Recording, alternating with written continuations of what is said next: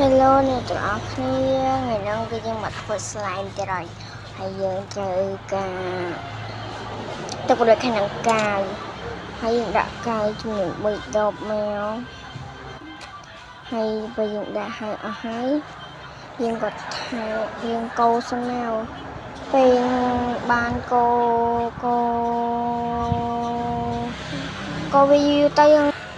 មកថែមបូររួចចឹងណាយើងដាក់កាយប៉ុណ្ណាយើងដាក់3ក្របទៅដោយសារតែយើងថែម3ចឹងទៅយើងចាំនេះខ្លះឥឡូវនេះគឺយើងថែមបូររួចស្មើ3សិនហើយយើងកូរហើយតែវាបានកូរហើយយើង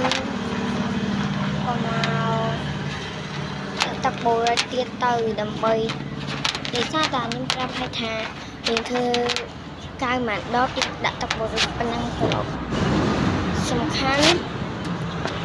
គឺខ្ញុំថែមទឹកបូរទៀតតែពីយើងបានថែមហើយយើងកូរហើយយើងចាំវាជារយៈពេលកូរ2 3ម៉ោងទៅហើយយើងចាំវារយៈពេលម៉ោងទៅលេងបានហ្មងថាបាយ